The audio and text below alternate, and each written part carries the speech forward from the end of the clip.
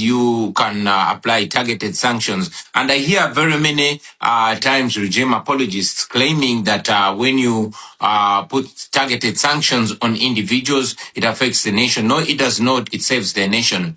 You can slap targeted sanctions, travel sanctions, economic and legal, to the individuals, which individuals we have presented internationally, and others have actually come out themselves, like General Muhoozi, Museveni's son. You have laws like the Global Magnitsky. Okay, kati twolekedde byebimu ku bigambo ebyayogeddwa His Excellency Robert Kyagulanyi Ssentamu Mitembo bwe yabadde mu European Parliament. Wabula ebigambo bino njagala nkutegeeze nti byongedde akasatiro n'obunkenke mu gavumenti y'omusajja omukadde Museveni, byongedde okutya mu State House. Wuliriza nnyo. President we yabadde ayogera, Kyagulanyi Ssentamu Mitembo yayongedde okukkaatiriza ng'asaba international community okuteeka envumbo oba ze wandiise sanctions ku bantu ssekinnoomu mu gavumenti ya Mwami Museveni, kyokka nga naye kennyini omusajja ow'enkofiira nga tebamutalizza ne mutabani we General Muhoozi Kainerugaba.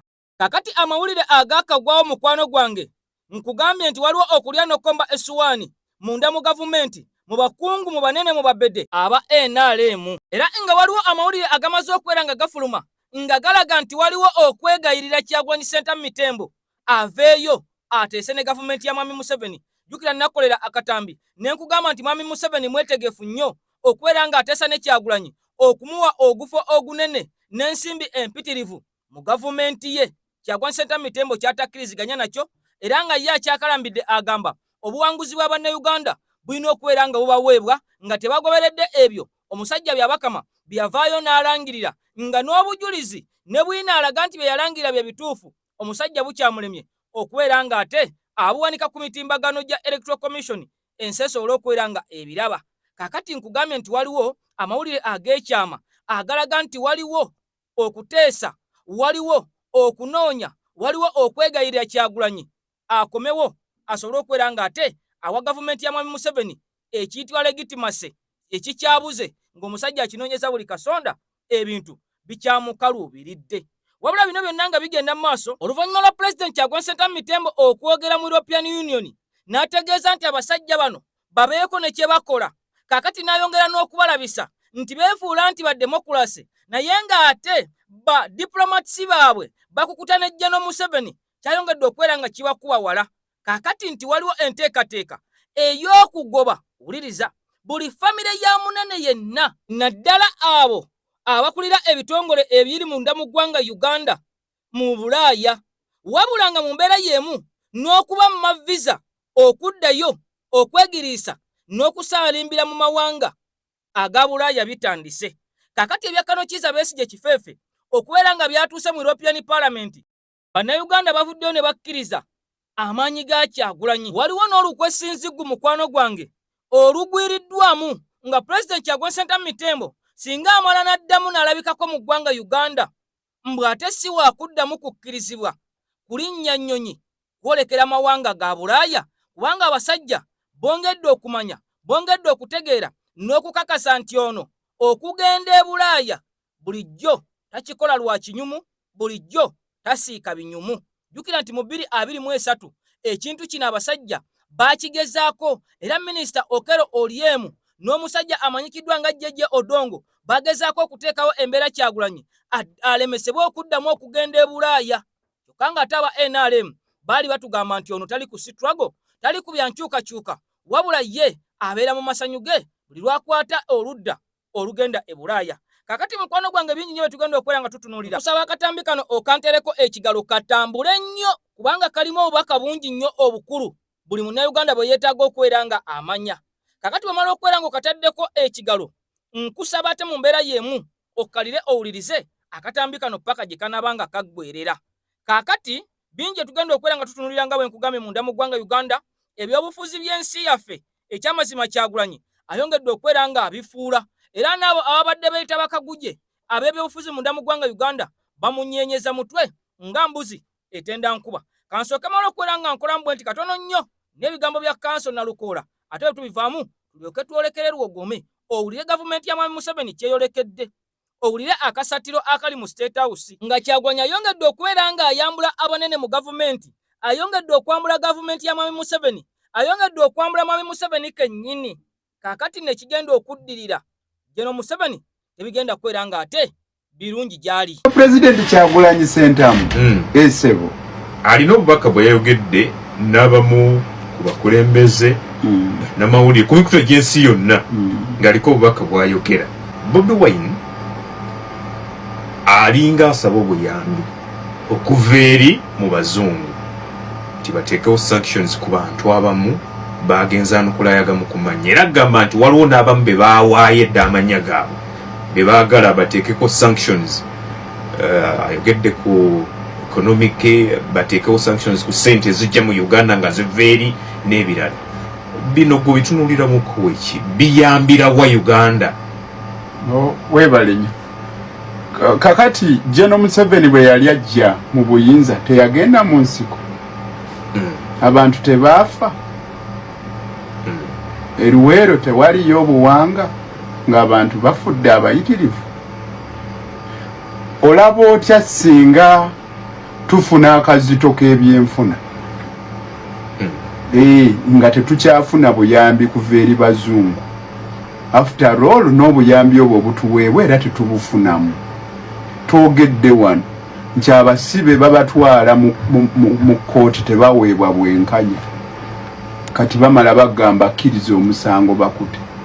Bayusufu Nsibambi abannamateeka betumanyi mu kifo ky'okuyita mu makubo agamanyiddwa obulungi bagende mu kkooti basabire abantu bafulume olw'okuba bamaze okulaba embeera nga bwefaanana, kati bakugamba nti tugende twegayirira abasibe babate buti ng'oli yabata ebyamateeka biganye. Si bwakugamba naawe kennyini oli wano oŋŋamba by'oŋŋamba ne tutuuka ne nkubuulira nti onaafaananira ddala bafuzi bali abaasooka bw'aba ayagadde abate mu ngeri y'ey'abafuzi abaasooka nga bwe baakolanga nti leero njaguza mazaalibwa ga mama wange ntadde abasibe. Kakati oli n'alinnyirira eddembe ly'obuntu, oli n'akuŋŋaanya essente ng'azijja mu bulyake bulabbayi bukenuzi, n'agenda e Bulaaya n'agulayo eby'obugagga. Oli n'abba essente y'omuwoomusolo n'agitereka mu bbanka y'e Bulaaya ng'alinnyirira eddembe ly'obuntu nga yeewaana n'okwewaana. Omuntu oyo lwaki aba tateekebwako envumbo? Olowooza kubanga buli agaggawala yali agadde okunyumirwa obugagga bwe, muteekeko envumbo naye obugagga bwaleme bunyumirwa. alina bunyumirwa ng'agenda mu bazungu. Ate gwe tokimanyi nti nno nti abannakyemalira ba wano obulamu babunyumirirwa mu bazungu n'ebyobugagga bye babba wano babitereka eyo? Yes, okay. Kakati mukwano gwange mu butongole twolekedde envumbo oba eziyitibwa sanctions zongeddwe okuteekawo obunkenke, zongeddwe okubeera nga ziteeka ekiyinja ku banene mu gavumenti ya Mwami Museveni. Bingi byogenda okulaba mukwano gwange olunaku olwaleero okkirize nti Kyagulanyi si musajja wa bulijjo. Nzikiriza mu butongole nsooke nkulamuseeko mu bitundu by'ensi yonna gy'osinzidde okubeera ng'osazeewo okutambula naffe mu kutu gwa nkyukakyuka gulwanira eddembe lya Munnayuganda. Nange omugezi emabega w'emizindaalo nga nze ndiwo okubeera nga nzitaanya tutagule tutemeteme ensonga ezigenda maaso mu nsi yange, mu nsi yo, mu nsi yattu Uganda. Mukwano gwange gwe ali eyo akatambi nakugambe kantereko ekigalo. Sheikh Ashraf musajja gwe tutambula naye, musomi wa Dduwa Kayingo, ku namba esembe 3711 ku sikwini yaffe gy'olaba kwogenda okubeera nga omufunira. Si wa majini, si wa lubale, si wa mpewo ono tanyenya nsaasi, tafuuwa mmindi, wabula akusomera dduwa ng'akozesa amazzi ga lukuya n'akozesa n'akabaani. Embeera ejja kubeera nga mukwano gwange ekutererera. Kati mwekwate ku namba esembeyo 3711 ajja kubeera nga ate ekizibu kyo akikwatako n'edduwa n'amaanyi ag'omukono ogwa Katonda kijja kubeera nga mukwano gwange ate kisebengerera oba nga kiggwawo, naawe weeyagaleko nga abantu abalala. Kakati President Kyagulanyi Ssentamu Mitembo olunaku olw'ejjo ebigambo twabikuwadde byonna bye yayogedde, era bingi byavuddeyo n'akkaatiriza bye yayogera mu Geneva Summit ng'ennaku z'omwezi 18 yayongedde kubeera nga aggumiza n'okukkaatiriza ssaako n'okubeera nga ate akoona abasajja bano abazungu ng'ayongera okubeera nga abakkatira n'okubalaga nti be batusibyeko ate badikiteeta naddala mu kyombo ekya Afrika oba eky'omwana ow'omuddugavu mu ggwanga Uganda nga wasinziira okubeera nga ate alabisa amawanga gano aga Bulaya. Nakugamba nti President Kyagulanyi Ssentamu Mitembo we lutuukidde olunaku olwaleero nga n'abasajja abazungu bennyini babeera ku bunkenke, babeera mu kutya, bafuna akatengo olunaku lwagenda okwera nga ayogerako nabo, kubanga tewali lunaku lwayogerako nabo n'atabaleka nga abalabisizza.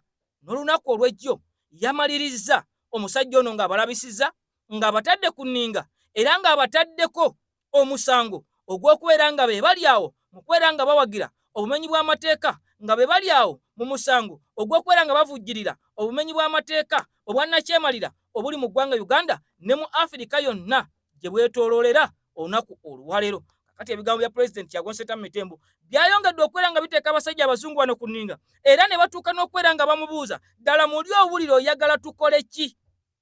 Kati nga ggwe oyagala tukole ki nga tuvudde ku bulamu bwo, nga tuvudde ku famire yo, okubeera nga tugenda kukola buli kisoboka okulaba nga oddamu okweyagalira mu nsi mwe bakuzaala, oddamu okweyagalira mu ggwanga Uganda. Oyagala kati nga tuvudde ku ky'okwogerako obwogezi bino, nga tuvudde ku ky'okubeera nga ensi yonna eyongedde okutegeera ekiri mu Uganda nga tukuwadde platform ne bannayuganda eddoboozi lyabwe ng'oliyisizzaawo, owulira oyagala muli tukukolere ki era tukolere ki eggwanga Uganda ne gavumenti ya Uganda tubeere nga tugikwatako tutya? Kati wano Mitembo we yaviiriddeyo n'anaabira abazungu bennyini mu maaso n'abagamba mulina okukola buli ekisoboka okubeera nga mwesonyiwa omusajja amanyikiddwa nga General Museveni, okubeera nga ate mumwesambira ddala n'ebikolwa bye byonna.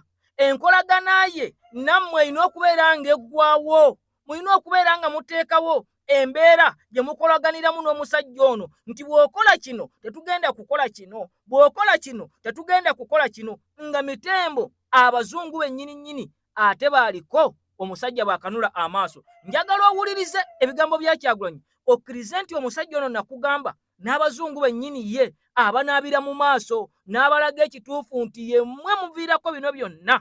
Singa simmwe, singa Uganda eri wala nnyo mu byenkyukakyuka mu demokulasi, singa ffe tulina wakimmemmette. Mitembo nga tabukira abazungu kenjagala osooka olabe bwetukavaamu mukwano gwange gambye nti waliwo enteeseganya ez'ekyama nga bali mu kwegayirira, bali ku maviivi bagamba Kyagulanyi aveeyo gy'ali. Kyova olaba nga poliisi yavuddeyo netegeeza nti ono taliiko misango, ffe tetulina musango na gumu gwe twamuggulako, era bw'abanga wakuvaayo aveeyo tewali agenda mukwatako. Bino byonna babikola kumusikiriza asobole okuvaayo gy'ali. Abasajja bali ku kazito tebamanyi waasinziira kubeera nga ateekawo mbeera gy'atadde ku gavumenti ey'omusajja omukadde Generaali Tibwabulwa amaze emyaka 40 ng'ali mu ntebe okuva mu mwaka ogwa 1986 okutuusa olunaku olwaleero. You have laws like the Global Magnitsky, which has been applied to many human rights violators. We request that the same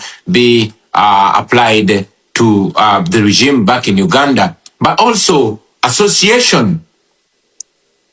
I mean, it slaps those who believes in democracy and human rights in the face when they see ambassadors or diplomats from the world-known democracies standing shoulder to shoulder with gross human rights violations. For example, imagine just a day or hours after General Muhoozi tweets taking pride in murdering people, in attacking people's families and undressing people and tweeting it, taking pride in killing, and then the next minute you're going to see an official picture of an ambassador from a renowned democracy standing shoulder to shoulder. That is embracing, that is legitimizing impunity, and we call for a distancing on that. I mean, I've not seen an ambassador or an government official from a democracy standing shoulder to shoulder with Lukashenko or these other, renowned dictators. Also, we have requested that for all the aid that is extended to Uganda, let it be conditional. Let it be conditioned to respect to democracy, human rights, and the rule of law. That would be very helpful. If it is not possible to cut out any cooperation, of course, the best thing would be for a democracy to disassociate from anything that contradicts the same. However, if it is not achievable to completely disassociate, then at least let there be a minimum of demanded, reforms that can lead Uganda to a line of democracy. Thank you very much, Mr. Bobi Wine. And okay, kakati nze nakugamba nti nyumirwa nnyo nga President Kyagulanyi Ssentamu Mitembo abazungu bano bennyini ate batadde ku ntandaalo era nga abakalirira nga abalabisa. Jjukira nti bo balina ekifaananyi ekyokukuuma amawanga gaabwe, ensi zaabwe zirina ekyokufiirwa nga obalabisiza nti ate abagamba nti nno balwanirira ddembe ly'abuntu, balwanirira nfuga ya ssemateeka, ate bakukuta era bakolegana ne badikiteeta. Kati nga General Museveni okubeera nga tumulaba mu bifaananyi ne ambasada w'eggwanga erya America ne ambasada w'eggwanga erya Bungereza ne Democrats okuva mu mawanga ago gennyini agatula ku European Union, President agamba nti kino kirina okubeera nga kikoma. Bwe muba nga temusobodde kubeera nga waakiri omusajja ono mumuteeka ku nninga, waakiri mumwesambe, waakiri mumusibire ekikookolo, abayite mu bimiitingi bye mugaana okgendayo, kubanga bino ebifaananyi buli ebifuluma kyongera okumalamu amaanyi n'okunakuwaza emitima gyabo abazze nga babalinamu essuubi ng'abazungu nti musobola okuteekawo embeera ku gavumenti ya Mwami Museveni n'ekendeeza ebikolobero byeteeka ku bannayuganda. Yoyo mukulembeze Kyagulanyi. Nakugamba nti ono yayimirira mu Santiago mu South America n'alumba Donald Trump n'agamba Abamerika mugambe gavumenti yammwe erekeraawo okututtisa, mugambe gavumenti yammwe erekeraawo okubeera nga esasulira okuttibwa kwa bannayuganda, mugambe gavumenti ya America erekeraawo okukolegana n'omusajja dikiteeta Museveni ow'enkofiira, omusajja omukadde ng'ali mu nsi yaabwe. Kati ne ku luno bwe yatuuse ku pulatifomu yaabwe nga balowooza agenda kubeegayirira, agenda kubasaba nnyo, yavuddeyo mu sitayiro ziri ezaffe n'addamu n'abalabisa. Nayongedde okubeera nga nzikiriza, nayongedde okubeera nga nfa essanyu, nayongedde okubeera nga mwagala, nayongedde okubeera nga nzikiriza nti ono omukulembeze si wa bulijjo. Kubanga abazungu abo buli we bateeka ku nninga n'obalabisa nabo ng'abantu baba balina okukola ekyetaagisa, naye bw'otabalabisa n'obaleka bakuvuge n'obaleka bakutegeerere, baba bajja kubeera nga bakukozesa bukozesa, kubanga bo tubamanyi nti bayuuza. Kati naawe olina kubeera ng'obakozesa n'obalabisa, ensi n'ebategeera nti mutugamba mukolegana, mutugamba nti muli baddembe ly'abuntu, mutugamba nti muli banfuga ya ssemateeka. Ono tafaayo ku bantu. Dr. Besigye baganye omusabira mu kyaki nga yasazeewo kumusabira busabizi. Kati ate lwaki tulaba ambasada wammwe ng'ali naye? Kati abasajja abazungu bagamba omusajja ayongedde okubeera nga atuteekako akazito. Tulina okubeera nga tukolawo ekintu kyonna ekiraga nti ffe tetukolegana na dikiteeta, tetukolegana na kutta abantu, tetukolegana na makooti kusiba abantu nga tebawozesebwa, tetukolegana na kuwamba abantu mu drone. Ebyo byonna balina obitukakasa nga bakola bino. Kyagulanyi byabateeredde ku mmeeza nti mulekeraawo okubeera nga ate omusajja mukukuta naye nalumansi, ate ng'ebweru mutulaga nti muli balungi era mujja ne mwesigako akazigo. Oyo ye Mitembo. Kakati nga tuvuddeawo, njagala nkutwale mu kasattiro mu bunkenke obuli munda mu gavumenti ya Mwami Museveni. Jjukira nti ono agenda kulayira mu mwezi gwa Kutaano, era okulayira omusajja kimaze okubeera nga kikakasibwa nti agenda kulayira, tayinza butalayira, agenda kwerayiza. Naye mu kwerayiza okw'obunkenke okuyita mu bugubi nga yeekazakaza, naye ng'ekituufu akimanyi nti Kyagulanyi yekka yagenda okubeera nga amutaasa okumalako ekisanja kyagenda okwerayizaako ng'ennaku z'omwezi 12 omwezi ogw'okutaano bwe mba nga seerabidde. Njagala owulirize nnyo ebigambo bino. Bwe tubivaamu nkugambye nti ekyabadde mu European Union, General Museveni kyongedde okubeera nga kimuteekako embeera n'abakungu mu gavumenti okubeera nga batya. Ebigenda okubeera nga biddirira singa Kyagulanyi amala bye yasabye ne biteekebwa mu nkola. Sooka omala okufuna obubaka buno, ate bwe tuvaawo tuddeyo mu paalamenti nkubuulira ekyolekedde ku nsi yattu Uganda. Olabe munnayuganda bw'agenda okuyimuka yeerwaneko nga tebamukase, nga tebamupise, nga tebamuyise na wakaabwe. Olw'ebyo ebigenda okuddirira singa Kyagulanyi Ssentamu Mitembo ayongeramu okuseesaamu n'akaliro katadde ku bazungu, ate kamala ne kakwata ne kaaka. Nange mukalakatira kubuulira enteeseganya zigenda maaso ebbali ebitamanyi. Mube mbana bajja ku TV ne beekaza. Enteeseganya zigenda maaso, bataata mutuyambe, bataata tujja kuterezaamu, bataata gw'owulidde mbuli otowuliddeko reforms zijja. gogazija buzibwe zityo Robo aga kungamba nti government yetaganya Kyagulanyi mukasera kana ati nakugambye jo ndi Kyagulanyi badda nga kito endo singa ngalinda alunda video proposition era wamala mulonda kwisha era singaze mbada advisor wa Kyagulanyi badde mugaba sigalayo kikolera abana banupo kikola bazungu bajja bategeeze ekintu sanction ziruma bwe ziruma government yetereza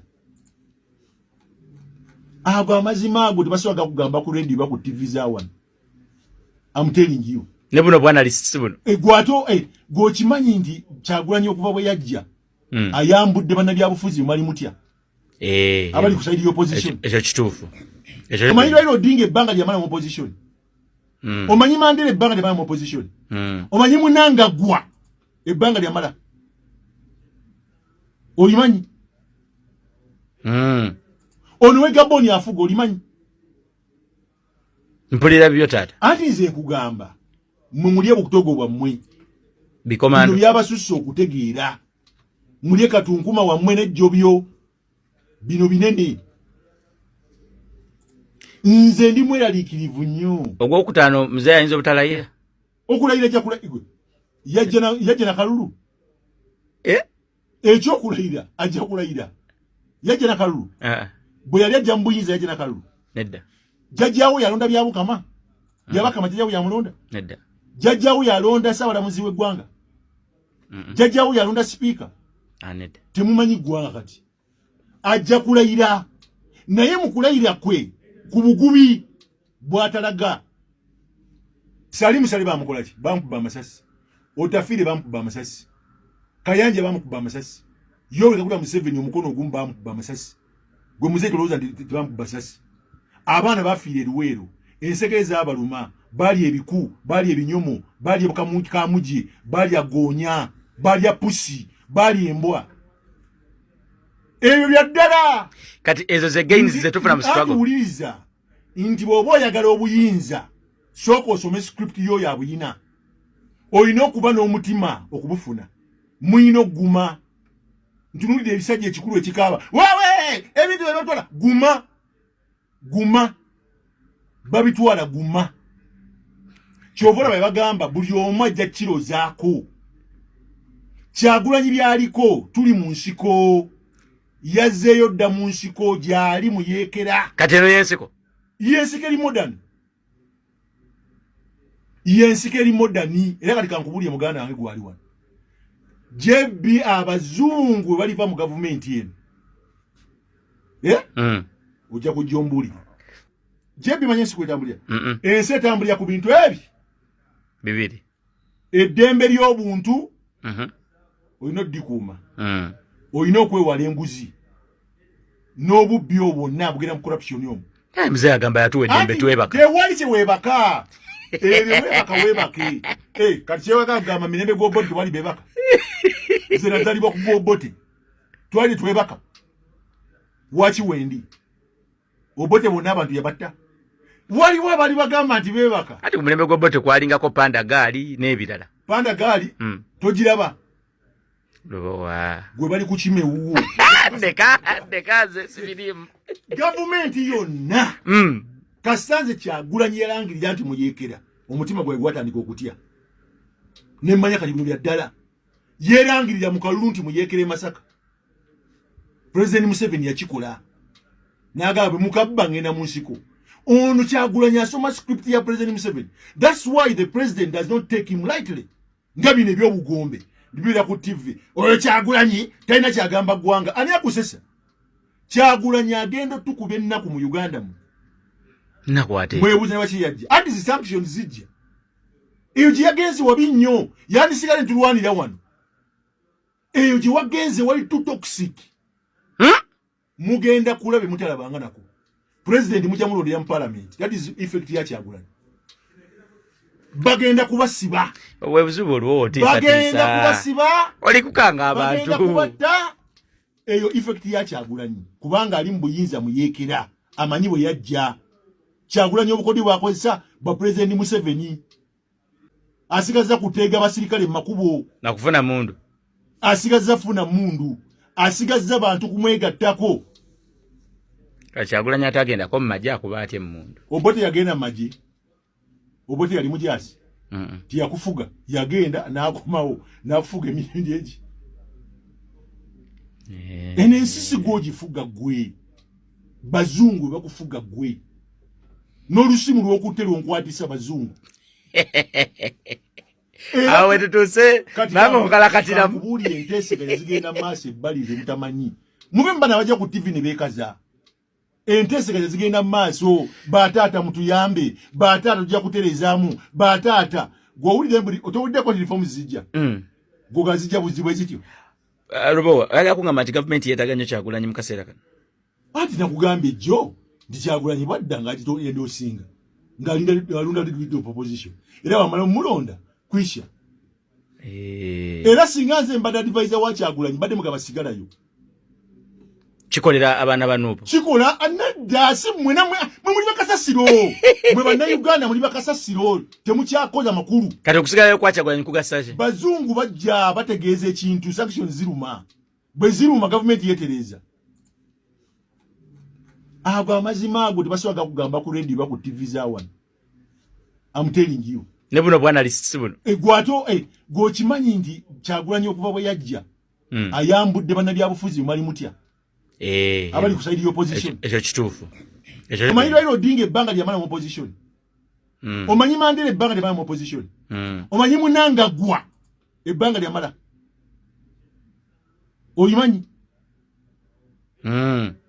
Ono we Gabon afuga olimanyi? Mpulira byo taata. Ati nze nkugamba mulye bukutogo bwammwe. Bikomando. Bino byabasusse okutegeera. Mulye katunkuma wammwe n'ejjobyo. Bino binene. Nze ndi mweraliikirivu nnyo. Ogwokutaano mzee ayinza obutalayira. Okulayira ekyakulayirwa. Yajja na kalulu. Ekyokulayira ajja kulayira. Yajja na kalulu. Bwe yali ajja mu buyinza yajja na kalulu. Nedda. Jajjaawo yalonda byabukama.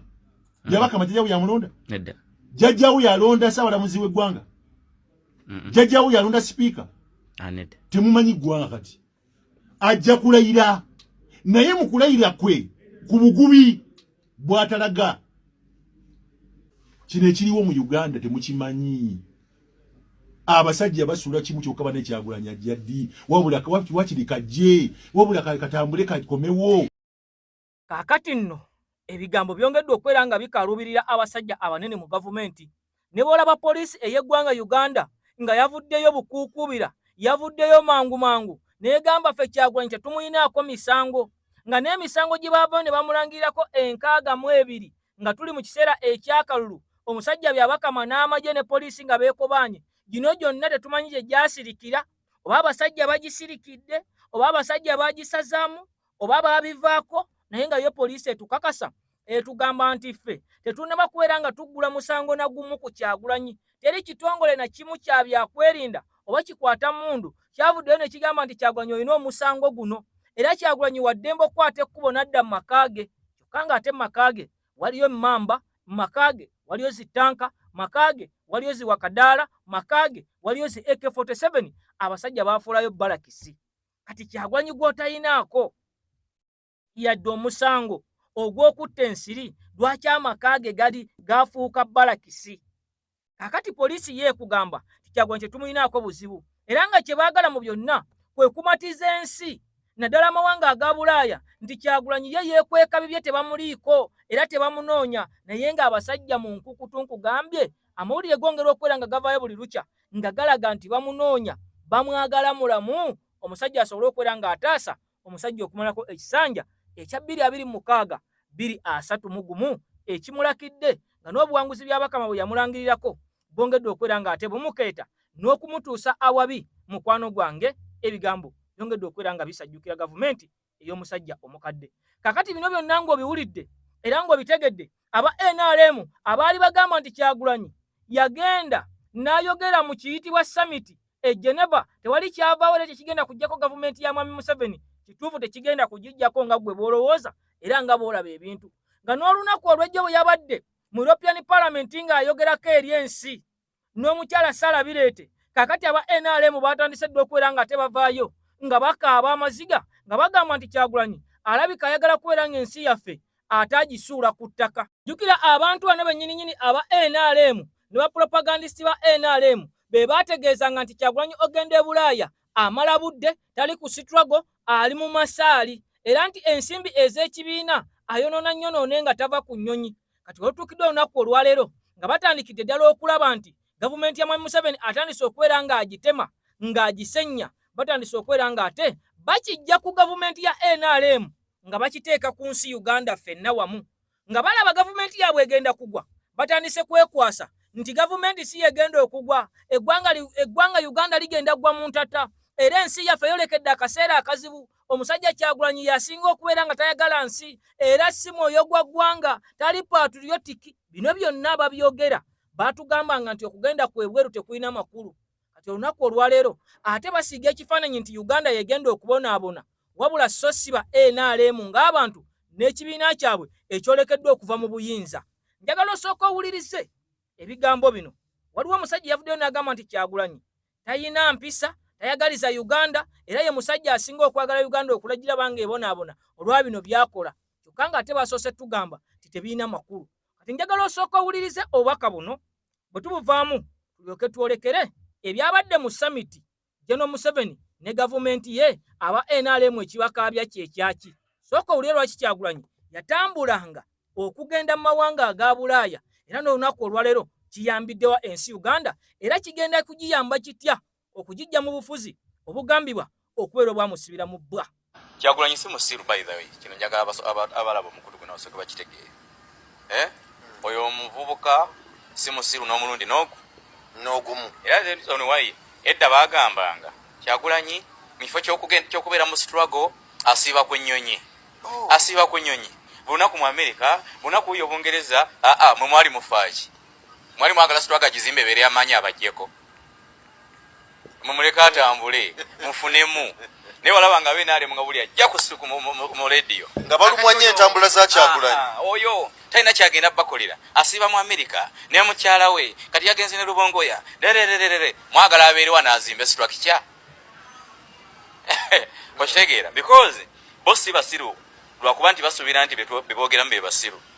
Nti okutambula kwa Kyagulanyi genda mu Amerika genda mu Bungereza babeera bamanyi bulungi kye kitegeeza eri gavumenti yaabwe. Era walaba mabigakawo President Museveni ng'agamba Kyagulanyi asiiga ekifaananyi ekibi eri Uganda because Kyagulanyi yamanya nti bali abantu omwana bwanga alina kitaawe ku kyalo bw'akubba omulopa wa neighbor wa kitaabwe. Kati gavumenti ya Museveni olina giropa mbaani mu bano, olina giropa Geneva because Geneva Omungereza waatudde, mu Amerika waatudde, mu Italy waatudde, be baba wa ssente. Ng'oyagala okuzibikira payipo y'amazzi, okuzibikira payipo y'amazzi tomenyeka, gwegenda wali amazzi we gali bw'oba osiiringa. Kaakati Kyagulanyi amanyi bulungi nti bano bw'obajjako ssente bajja kupondooka. So anoonya sanctions, akimanyi bulungi nti gavumenti yaffe tesobola kustandinga ne bagiteekako sanctions bbiri tugeze ne bagaa temuddamu kuleeta amawanga gano ABCD tegaddamu kugula mwanyi ya Uganda wano bafukamira. Wiki tubeera ku ttaka kati ono kyali mugwe mulabanga fala si weewe. Era amanyi bulungi amawanga ga Bulaaya kye gategeeza eri obukulembeze bwa Uganda. Yana nabyawo abajega nga bagakakati kati Geneva summit ewedde Museveni yagenze neŋŋamba tirengere endingidi eno. Bakiwulira because President Museveni we yalinga wano eyo gye yasiibanga mu bazungu. Yes. Wamukaluubirira lwaki nti Obote yali musajja mugezi nga ddiiru z'abazungu zonna azikutula bulungi ate ng'ono Museveni yagala kukola okujja irigale okukwata mundu kujja ku gavumenti yali erondeddwa mu 8 ne bagamba ffe tetugenda kujja ku gavumenti gye twasapootinze ssente eteeketeeka akalulu. Museveni n'addukayo n'agenda Mbawarabu n'ayambala ekkanzu okiteekedde n'avaayo n'erinnya nga ye Kasimu. Yewava Salimu Sale. Salimu. Salimu Sale Gaddafi yali aganye omusinkana nga konkomalidde ku gate. Okiteekedde ng'asibye ekitambala bw'ati oyinza okugamba muterebaani. N'ayingira olubiri. Okiteekedde n'ayingira mu Tripoli. okiwulidde asola tunu magaribi enesola gye tusala akawungeezi Salimu Sali yali ku layini esooka n'aleeta n'abikaali yaziyigira wano ewa Nyerere Nyerere abagamba temugenda genda kusinkana abasajja bakitegedde nga muli bwe mutyo nga mukuteeza eccupa mukakase mugenda Libya temugenda kutamiirirayo okiwulidde kale ne batandika okwerunda mu olukiiko ne lutuula ne beewa amanya oli ne bamuyita Shabani Taliza ono nga yesaali mukati nga Museveni Haji Kasim ne bagenda ne babba Gaddafi bilioni za sente n'ebyokulwanyisa ne bajja mu lutalo so kati buli muntu nga ayagala obuyinza abaako wakola ki wakwata kati okwo gwali mulembe kati wena kimanyi bulungi nti mu nkola eri diplomat mu byofuzi ebitambula olwaleero nga togenda kuyekera togenda kukola ki wali woyina okukola ki woyina okukwata kyakulanya kimanyi bulungi nti gavumenti yaffe tesobola kuwanirira sanctions kumala myezi kirizo bagaana walina okubawo ekikola ki walina okubawo ekikyuka singa wabeerawo sanctions ziba zikoze ki naddala nga teziri nnyo ku bantu sekinnoomu so kati olukiiko lwa Kyagulanyi Geneva nabadde nkimanyi bulungi terugenda kuvaamu birungi bigenda kujjako gavumenti ya President Museveni naye lugenda kuvaamu ebirungi ebigenda okukosa gavumenti enjawulo oba ogitegedde nti si kujja bagambe nti Museveni vaagwa naye bateekawo embeera okukukosa yes osobola okukyusa binono byagamba abalungi abatuwuliriza era abatulaba olunaku olwaleero tukyaddeko ewa Sheikh Ashraf Dembe sebo sanyusa okubalaba amannya agange yeze Sheikh Ashraf Dembe akola ku bizibu by'enjawulo omuntu singa aba alina ebirwadde musomereddwa tunywa amazzi ga lukuya nga bw'obadde ogalaba tugenda abantu ku kyoto ne twokya emizimu emibi egibabaamu n'okulomba edduwa abantu singa abeera ng'ali wano atuuse sobola okumulombeera edduwa ne waba atatuuse nga mpadde amannya ge naye ng'ali wala neetaase enamba yange yeeno eri 0707763711 nammwe bannyinaffe abali ebweru oyagala okuba nti oyagala okulombera ku dduwa ng'olina ebizibu viza zibuze amaka gakolongotana sente zikola zimpita mu ngalo ojja kumpeereza ekifaananyi kyo n'amannya go ebyo byokka bijja kummala nja kukulombera edduwa ojja kutereera olunaku olusembayo mu mwezi mba n'edduwa eyawamu ffenna n'abalwadde bange abakadde n'abapya. Assalamu alaikum warahmatullahi wabarakatuh. Every speech, every summit, every engagement je tukola, it is a stone added towards change. Buli lunaku tusembera ebintu bino tebinnaggwa kiddamu gwe nawe nalowooza nti ebintu bino byaggwa ebintu tebinnaggwa bitandika butandisi yes kiddamu bitandika butandisi musobola okulaba normal situation mu Uganda nabagamba bageza kubasiigira kifaananyi kungulu but inside ekintu kiyiika kiddamu munda ekintu kiyiika era kitokota so nze njagala tutulye nnyo gundi speech demands za president ze yakoze ye Magnitsky sanction nzize nganji basomesako yo Magnitsky sanction yes tujetaga that is all European Union kyesobola okukolawo esobola okuba kuba sanctions ezibatamu omuntu naye ekintu kyena nabyo mweno speech European Union yene erabika tennayagala kuba economic sanction yes European Union yene erabika tennayagala kuba economic sanction yagala egende in for individuals ali mu crimes against humanity zikolewe era speech ono omwami nze yasinze okunsanyusa ennyo ebintu bino bye mulaba bakola nti okuleeta oyo nti yabayogera abuuze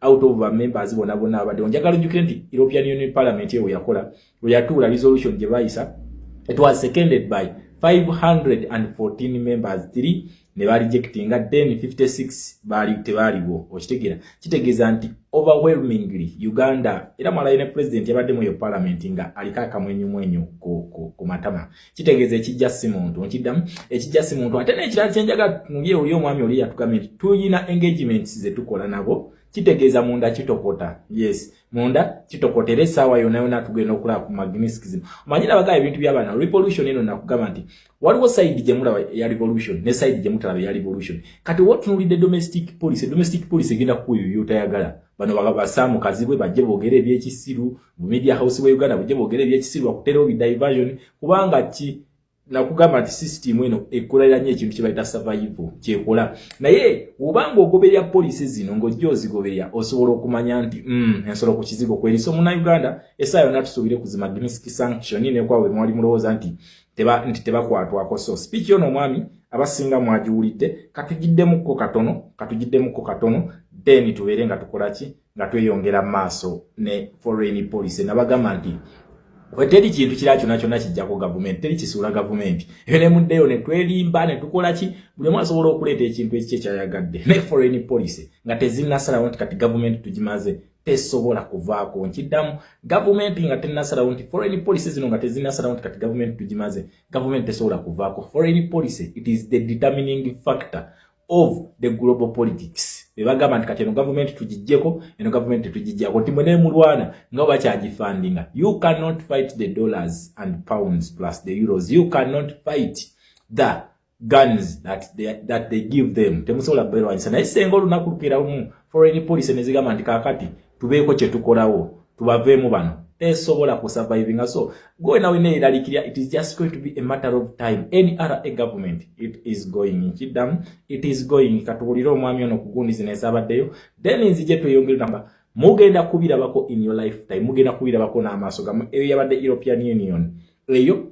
European Union yawutinawo element ya France gye tulinawo kuba third capitalist abatula ku United Nations Security Council naye nga ne European Union ngayo esobola okusalawo ne kubira omuntu sanction ne bavuwaza bonna kubanga jjukira bwe balwala bagenda mwezi ensi kubajjanja family zaabwe gye zisomera gye zibeera senga abatikka ffenna nabagamba nti kweno stage bagiyita Uganda tugenda gifunda mu ffenna we bagiyita eno bagiyita Uganda tugifundemu omubbi agenda katuwulire kano ka speech then zije tweyongereyo. Uganda is can be at the same time this country that is brings stability to the region by engaging with neighbors and by hosting refugees from neighbors and at the same time being horrible to its own opposition to people that engage in civil society. In a way, this country has kind of a split personality, being good at this on the one hand and mean to the inside, and that this state is a state as a booty for the Museveni family and the regime can be seen today. Today there was planned to be held Catholic Mass in the Lubaga Cathedral for political prisoner Dr. Kizza Besigye and other political prisoners that has been cancelled on the last minute by the Archbishop, probably because he got a call that it would be wise not to do this. For me, this shows that this is not a free country. Bino yabadde nga yeebuzabuza nti ye peacemaker mu region alina ba refugees bangi jukira European Union ye fundinga refugee programs nyingi nnyo wano mu Uganda. Mu Uganda teweebuuza lwaki ba refugee bali bulungi nnyo n'okusinga bannansi. For example, aba Eritrea abo, aba Somalia, n'aba Ethiopia, they are refugees. Ne weebuuze lwaki balivinga bulungi bebasula Kansanga, bebasula Kabalagala kati bawamba oyinza okugamba ebitundu byabwe mu Kisenyi. Government yene efuna sente empitirivu mu refugee programs ezo mukiga efuna sente empitirivu refugee programs ne ziliko zidibana abantu bennyini bana abantu badedeta kebose ne bagiteeka mu Uganda ne bagiteeka mu kitundu then ne mugenda nga ba refugee bo ne batandika okuwa sente gye mugenze mubeereyo batukirize mission zaabwe ukitegera bati batuzanyirako befulati be funders wa refugee programs yet they are the perpetrators abateeta ogoni embeereyo naye ebyo nabyo regardless ngabo bawe ebiri ekintu kye twagala kimu it is to stop funding the dictatorship nakugambye nze ekintu kye njagala nga kigenda ku affectinga economy tugenda kujja kono nga tukutte ku economy no nze ekimanyi they cannot survive nga economy tugitadde mu fix nayo bennyini assets zaabwe zibasuubira okujja mu sente nazo senga bazifreezinga ne bazimaginisi family zaabwe ne bazikomyawo wano awo Uganda egenda kuba etunyumira okitegera so n'omwami akugambye nti omwami ono yeefula nti yewa global peace yeefula nti alabirira abarefugee n'atusiba ekiwaanyi naye nga mu butuufu abantu bakaaba abantu be bennyini abafudde barefugee wabula ate n'aleeta barefugee abala kubanga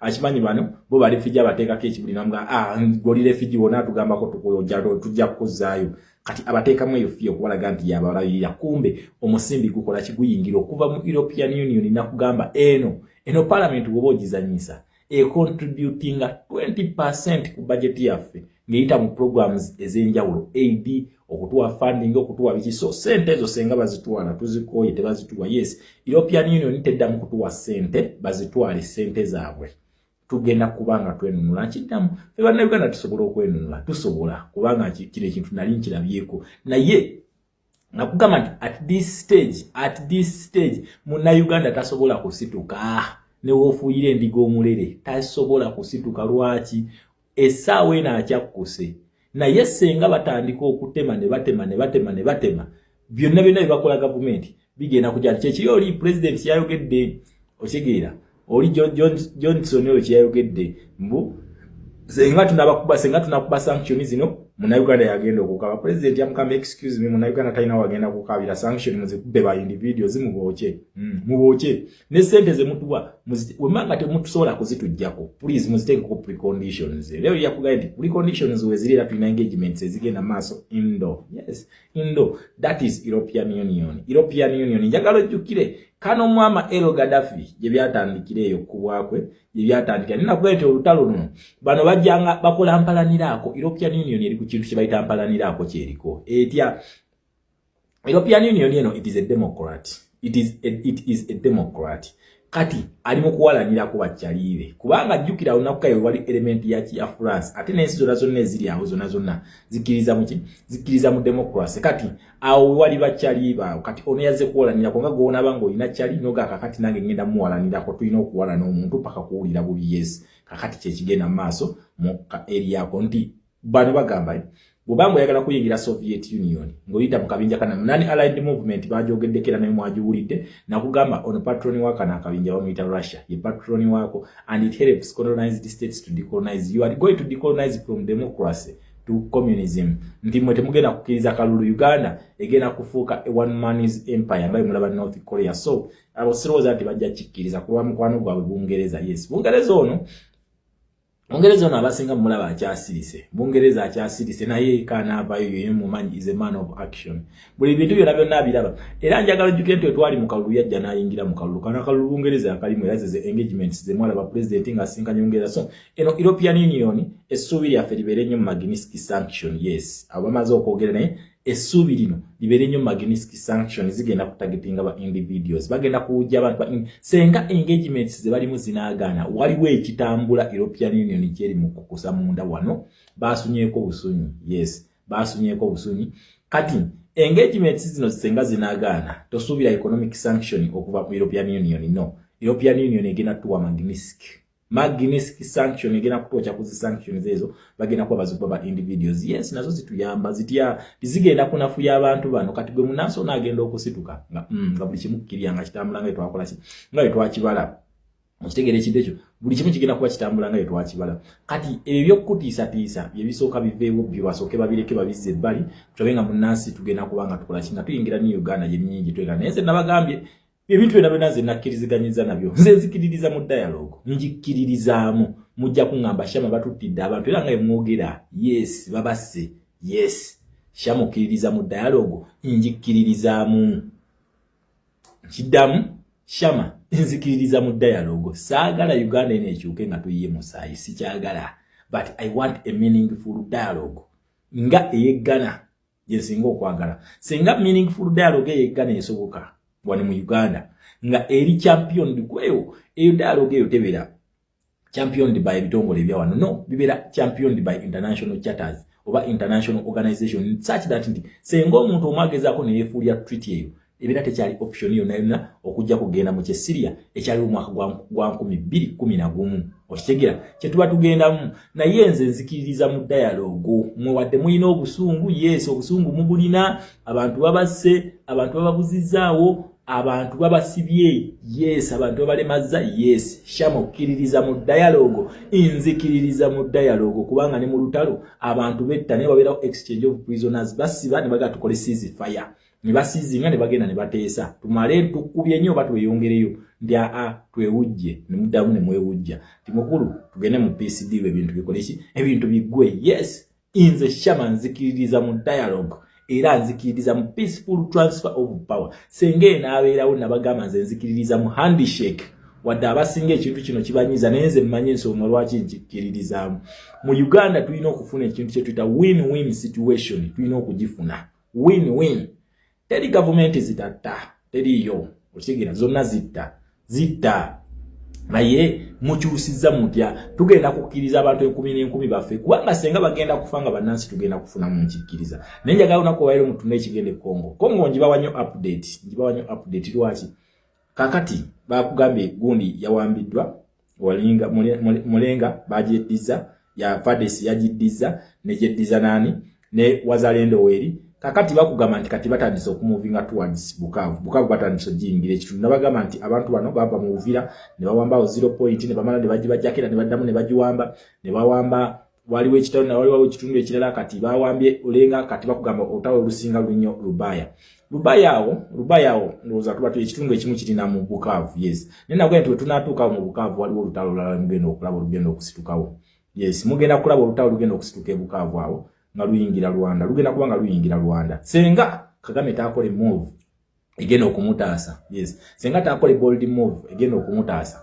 agenda kubanga naye ku enkomerero yegonye nze sikiriza mu ebyo olutalo no senga lunayingira Rwanda abanyarwanda tebagenda kufunamu abahutu sibe bafunamu ekiti bakikulimba anyagala ojjukire nti awo wetuli awo waliwo abagundi waliwo Belgium webali waliwo America webali bagenda okufuna zino nsolima nemugenda kwekuba mwette bo bagenda okufuna mtu their benefit yensonga lwaki nze nabagamba nze Shama if there is any avenue of transferring power peacefully in this our motherland Shama I stand by that kyenyimirira nakyo nengamba Museveni muteese tukyuse Uganda kulwa ffeffe na kulwa banna Uganda eyo peaceful transfer je mutagala eyo dialogue yegenda okutuddiza percentage nene ku byaffe naye senga banaalwana side zonna zigenda kufiirwa ate ffe bannansi ffe tugenda okufiirwa ku benefit y'abali bano European Union ebintu bino ebirimu ebyeteekamu era mugiraba eri active nnyo naye balina interest bakimanyi nti bannansi tusobola okukeera ku maca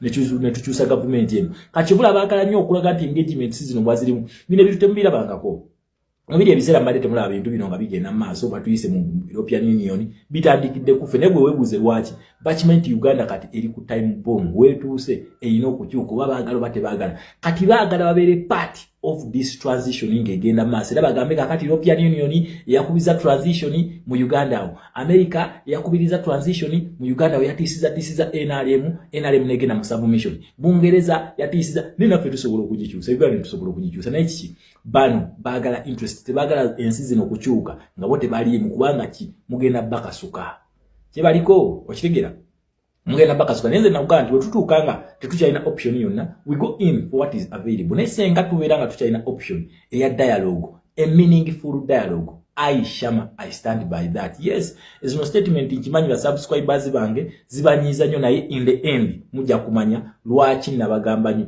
Uganda either we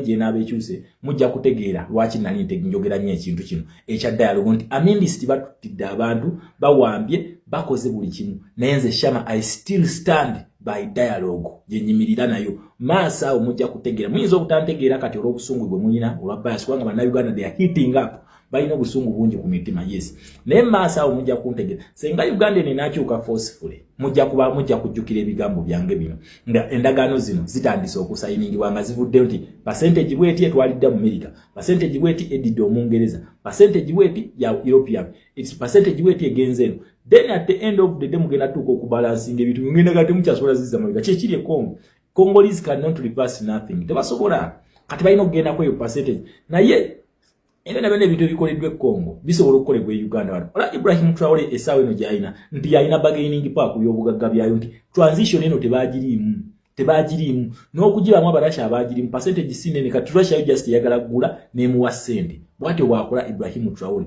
kati Uganda wano senga munagamba nti tulwana tugeragenda nga Congo eyo nga Congo tulina okukwata percentage nene tujwe bana abasajja okusobola okukola kyokwe mulera bana Uganda mwagira dda mu submission mbala mugamba kakati obakwata golodi ye nayo amuweyo ffe tukoleki batukubira omusajja kati jukira nono naye golodi yamukwata dda namuwa Abachina naye kati senga babeerawo transfer nga engagements zino ziri meaningful China eno tusobola yo gifugutula tukyasobola then ne tudda ku meza ne tubaga percentage bweti gyemugenda okukola gyemugenda okukola eyo percentage tuba tugiinako se naye tugenda kuyingira ekintu nga percentage tetugiinako se nga we don't have an option okujjako ng'ekiriwo tubagamba take whatever you want for our freedom, for democracy and human rights. Na kugamba bino just eno policy y'abantu bagitera utezi so tujja gamba do whatever you want lwecho ira yesonga wachi president yacha pushinga aga make democracy and human rights a precondition for your support lori ya government yeyo naye ono yajimenye kati senge zinabeera force nga zezikozeseddwa kyesangalira ddala nze nganze awo tugenda okolachi otugenda ogera naye nga kinabeeri kuba nabakulunze nganze just nteeka suggestions zange ku meza nenzibaterawo ne mbagamba ekijja temusobola kicontrollinga senga mwangu wammwe ne mukola engagements nga abantu ne tuva mu bino ebintu by'amalala ebyokudda okwerijja ffe tuyina emmundu tuli baakabinyo temulina kyemuli kyekituufu kukijja temusobola kicontrollinga ekituufu kiri nti nze kabaka wa foreign affairs azimanyi n'enkola z'abana abantu temusobola bicontrollinga bagenda bakubazi Magnitsky ebyobugagga byonna bagenda biwamba ate mukumala biwamba bagenda biddiza bannansi ate nga mugenda kuvaako oshegera mugenda kuvaako bagenda bakuba Magnitsky mugenda kuvaako kubanga otawulo luno European Union ekyesobola okukola yo nga yo naye mukyalina America tanavaamu ddoboozi asirise Congress government yamalada guni Senate yamalada okubakolako resolution neziweereza Trump administration kitegeeza resolution ezakolebwa mu Congress mu Senate ya America ziri already mu Congress government kyesobola okukola mu kimanyi yesawe no yefugu yekabya Iran European Union yo agamba nti egenda bakubazi Magnitsky kitegeeza ebyobugagga temulina ne munaddukira mu Europe nga America ebakubye temusobola taasa ya bugagga ebyo ate Bungereza yo tasinika mannyo when it comes to his colonies akabinja ako kebawandikira Robert Amsterdam ka CMA kalina ono yerayize kyokka kye kalinda okitegeera ekintu ekyo kalinda ekyo kyakwerayiza then kamulagero okitegeera ekintu ekyo kamulagero kyekakola Samia Suluhu kakati NRM you don't stand any chance okugamba nti mugenda kugira discipline victory mubeere nayo mu mwenge mujenjoyinge mukube pate mukole biki this time round ekisanya temugenda kubira bako you are not going to enjoy that privilege temugenda kujifuna ekyo temwerimba you are not going to enjoy it kiki ngamba tuve malala just tuve malala nti fetu ina emundu fetu ina maje fetu ina zitanka fetu ina sente ezo tanka za Gaddafi yali azirina kiki mutule mutese kidamu mutule mutese if there is still an avenue eyo mutule mutese ne ebiwanyi bya mumbe muliko muli first legitimize us tugende mu parliament je tuba tuteseza teri agenda jibawo yo legitimacy teri jidamu legitimacy tagenda jibawa temwerimba nti agenda kujibawa tagenda kujibawa omusajja ali solidi akyali solidi abizemu agenda nabidamu kitegeeza akyali solidi tagenda kujibawa ate ono yaba legitimizinga ono atenga mugenda kukola demand zezagenda kudda deewe addemu abayiribe nga walinga temusobola mukwatako abayiribe okitegeera paka America ne Bungereza yo just ebadde European Union America ne Bungereza ejja njiddamu abamalamu akantu ka Uganda kana akazanyo bali babiri America ne Bungereza kati bano already bamazo balaga sign nti mutabako kye mukola Magnitsky ejja okitegeera Magnitsky tugenda jiba ujja kakati America ne Bungereza temugenda kutula nayo ku meza kidamu America ne Bungereza temugenda kusinika nayo manyo ngekisawe oli mu kabinja ka BRICS olozengo egenda kusinikira manyo egenda kugamba jitentebe bagenda bakola kyamadulo bagenda bakola kyamadulo mwizo okwegumya gumya ne muga kakati kale eri ayogedde bali bayogedde biki kakati katugende mu ekyo America tenna babulya kyegenda bakola mu resolution ezakolebwa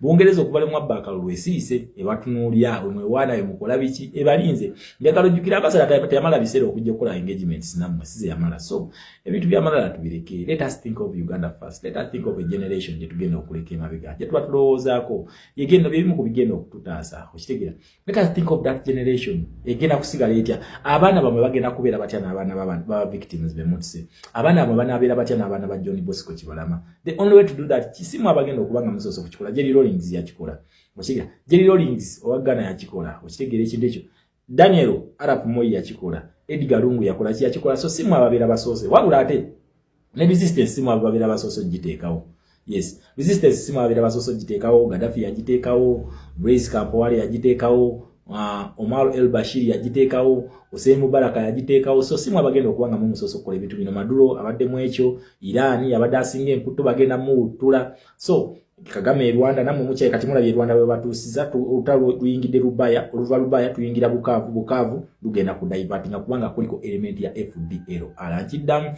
kuliko element ya FDL alakitegeeza nti utalo nolino okudivertinga senga lutuuka mu Bukavu unless you do something. Nensenga bave rubaya ogenda kulaba tabu. So ebyo tuve mu byokwekangabiriza, tuve mu byokwetagama amanyi nti fe tufuga fe tukola kino fe alpha ne omega babi ne bintu mwerimba. Siye alpha ne omega tebali mu Uganda. Nkiddamu na Uganda totia.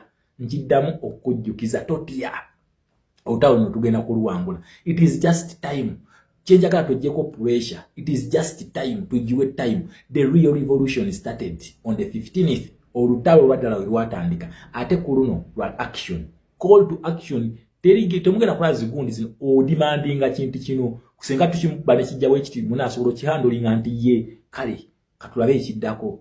Katwogere nabo tulabe. Engagements zigenda maaso. Diplomatic na kugamba abantu bano basinga okwagala diplomacy bana abazungu bano. Nti wakati ne mundu yali tokote Bukavu ne Goma. Nenga bagamba mwogere paka side yemu yarozeza nti no yakitalo nyo balina jega yawegayirizi. Kati baba basese bulo bamala obumazi. Okitegera bagana protection mbu. Mwana abantu bano. You had a chance. Mwaina bargaining power abasajja ne bagamba mwogere ne mugala ne muyingira accord ne muzisigning nga mumwe ne muzimenya mwagala kweraga muli bakitalo nga bandi bo weragira konti oli wakitalo bano muyina mundu kimwe solo okulwanyisa abantu bano okitegera so temusobola kulwanagana nabo ekyo sagala twerimbe nti mujja kugira muteeka resistance temulina resistance je mugenda kuteeka okubanga temubasobola. You cannot fight the capitalist, you cannot fight the American dollar, tosobola. You cannot change a Commonwealth state ojifule Soviet state tosobola. Ichicho nteka ono omukono gwange ne bagutemako tosobola kukyusa bintu ebyo yagala bikyuke tosobola. Ate akabinja kanamu tekagenda kutaasa BRICS tegenda kutaasa. Kiche ngamba mutese Uganda ekyuke mirembe fenna tuyagalire mu Uganda no because Uganda it is very big for all of us. We can survive, yes, we can live the pains. Bana Uganda mbamanyi basonyi wa mangu ekintu ne bakita ate bana Uganda babera n'ekintu ku mutima nenga kungulu takikulaze kikimanyi. So let us not take advantage of them. Let us advocate for peace. Let us advocate for a transition, a peaceful transition of power. Kubanga power is not it is not a do or die. No banga sigwe president yensensobola okutambula. Maybe mu generation yo musobola okuba mu president yo mulaira ne mudda ku ntebe. So ebintu bino bibera mu science kyemanyi nti umba ne family ngali baddeko ne sente era esobola okubeera ne sente. Musobola okuvaamu abaana ne babeera ne sente. Okubanga babeera basikidde omusaayi ogwo. So umanga muli wa president musobola okusika waliwo omuntu asobola okubeera president yasitiro yo maaso eyo. Ne kati sawe no senga binakyuka bubi. Family ya Gaddafi tekyasobola kufuga Libya. Ndino nakasaya akabadde kasembayo aka Islam baga mutulisa. So family ya Gaddafi tekyasobola kufuga Libya. Lwaki lwa force gyakozesa. Naye ate tulaba mutabani wa gundi wa Daniel Arap Moi waliwe yazze mu byobufuzi bye Kenya jamu baleetera kawo maaso yazze era ina amanyi mangi nenga mutabani wa Daniel Arap Moi yataka Kenya mirembe. Mutabani we yazze agenda kwesimba wera mu kalulu akajja. Okitegera mutabani wa Daniel Arap Moi wali Kenya naye owamwe anabira ne chance senga Uganda munajigira kati njagala mulowooze ku Kenya essaawa eno Daniel Arap Moi mutabani ajja muzzukulu wajja then ne ya Gaddafi tulabe etali ddamu kufuga mu politics wa Libya. So it's up, you always have a choice, you always have choices on the table and you choose what you want for God and my country Uganda.